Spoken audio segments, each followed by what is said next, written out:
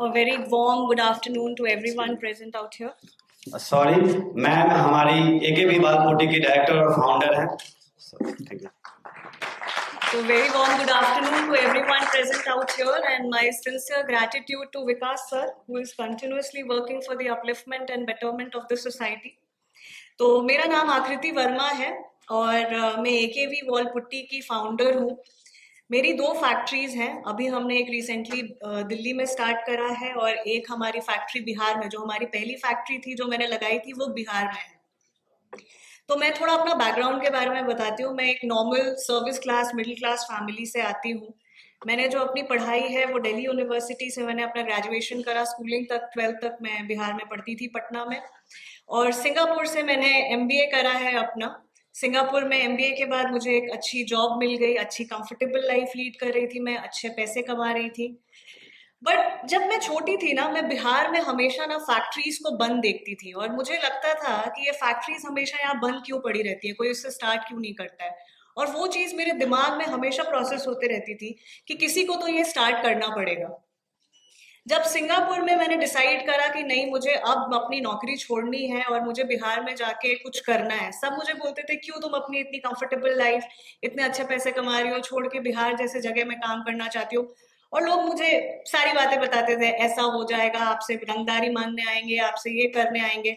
But मैं आपको reality बताऊं, रियलिटी ऐसा कुछ भी नहीं है। टचवुड, अभी तक तो कोई मेरे से रंगदारी मांगने नहीं आया। अब आगे मांगने आएंगे तो सर आप देखिएगा थोड़ा। तो ये बहुत मतलब एक जो मानसिकता है ना कि हम पहले ही मतलब before we try we start crying, before trying we start crying. तो जब तक आप उस जगह पे पहुंच के काम नहीं करोगे, आपको कुछ भी उस जगह के बारे में पता नहीं होगा। मैं आज काम करती हूँ, मुझे इतनी अप्रिसिएशन मिलती है, लोग मेरे साथ काम करते हैं। तो मैं यही कह रही हूँ कि बिहार में बहुत ज्यादा अपॉर्चुनिटी है। बिकॉज बिजनेस का एक सिंपल सा असूल है, जहां पर गैप है वहां पे अपॉर्चुनिटी है। ये बिजनेस का सबसे बड़ा उसूल है और बिहार में सबसे ज्यादा गैप मुझे दिखता है। बिहार में हमारे पास इंडिया की सबसे ज्यादा यूथ पॉपुलेशन अवेलेबल है। तो अगर हम सारे यूथ को टैप करें तो आप सोचो बिहार कहाँ से कहाँ चला जाएगा। मतलब we have the potential to become number 1 state in the world, in the country, in the world as well. तो हमारे पास बहुत ज्यादा पोटेंशियल है। मेरे को जो एक चीज सबसे बुरी लगती है, जो इनफैक्ट मैं भी गुजरी हूँ उस चीज से, कि 12th के बाद सारे बच्चे, 12th तक तो एजुकेशन बहुत अच्छा है बिहार में, 12th के बाद सबका यही शुरू हो जाता है, अब कहाँ एजुकेशन हम लोग परस्यू करेंगे, दिल्ली यूनिवर्सिटी जाएंगे, मुंबई यूनिवर्सिटी जाएंगे, अमेरिका जाएंगे, यूरोप जाएंगे, कहाँ जाएंगे पढ़ने। बट कोई भी बिहार में रह के पढ़ना नहीं चाहता है। तो what is the reason? The reason behind that is कि हमारे पास कॉर्पोरेट ऑफिसेज नहीं है, हमारे पास जॉब्स नहीं है। और जॉब्स कौन क्रिएट करेगा?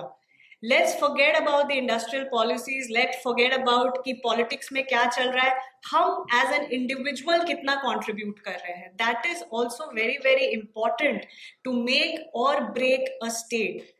तो हम अगर इंडिविजुअल कैपेसिटी में, अगर हमारे जैसे लोग, हमारे जैसे यूथ आके अगर काम करेंगे, हम अगर एम्प्लॉयमेंट जनरेट करेंगे, तो हम, आप सोचो हम कहाँ से कहाँ पहुंच सकते हैं। और अगर हम स्किल डेवलपमेंट की बात करें तो स्किल 2 तरीके की होती है। एक तो होता है हार्ड स्किल्स, एक होता है सॉफ्ट स्किल्स। हार्ड स्किल्स होता है कि ठीक है, हमने कोई डिग्री ले ली, मैंने इंजीनियरिंग कर ली, मेडिकल कर लिया। सॉफ्ट स्किल्स होता है कि आपने अपने पर्सनालिटी पे, अपने कम्युनिकेशन स्किल्स पे कितना काम करा। क्या आप अपने प्रोडक्ट को बेच सकते हो या नहीं बेच सकते हो? आपने प्रोडक्ट तो बना लिया, ठीक है, आपके हार्ड स्किल्स अच्छे हैं। क्या आप, सॉफ्ट स्किल्स आपके इतने अच्छे हैं कि आप लोगों तक अपना प्रोडक्ट पहुंचा सकते हो, उसको बेच सकते हो? तो वो चीज थोड़ा सा आई थिंक कि बिहार में उस चीज पे काम करना बहुत ज्यादा जरूरी है।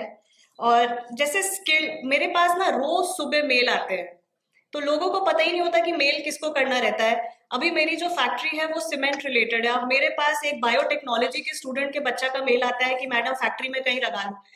पर आप खुद सोचो, एक बायोटेक्नोलॉजी का बच्चा मेरे फैक्ट्री में क्या करेगा? तो उनको ये पता ही नहीं है कि उनको अपने स्किल्स को एग्जैक्टली कहाँ पर यूज करना है। तो वो चीज की एजुकेशन आई थिंक कि बहुत बेसिक लेवल से स्टार्ट हो जानी चाहिए। आज के डेट में आई थिंक अनएम्प्लॉयमेंट इतना ज्यादा इंडिया में बढ़ चुका है कि छोटे छोटे बच्चे जो MBA अभी पास आउट कर रहे हैं, वो 10-10 हजार रुपए में काम करने के लिए तैयार है। और मेरी काम वाली या मेरा जो ड्राइवर है, they are getting much more than that. But why are they paid much more than that? Because they are skilled. आज के डेट में अगर मैं सुबह उठती हूँ, अगर मुझे मेरी काम वाली की शक्ल नहीं दिखती है तो मेरा पूरा दिन खराब जाता है. Because she is the person I want to see early morning. अगर मेरा ड्राइवर नहीं आता है, आई गेट वेरी डिसहार्टेंड कि अरे अब क्या होगा, कैसे होगा, क्या नहीं. Because these are the skilled people and that is what they are getting paid for, and that is very important to develop skills. तो मैं यही कहना चाहूंगी कि आपको और मेरे जैसे लोगों को आगे बढ़ के बिहार को बनाना है. We might not be the first mover, हमने शायद first move अभी नहीं लिया है towards industrialization, but we have to be the fast movers. Thank you.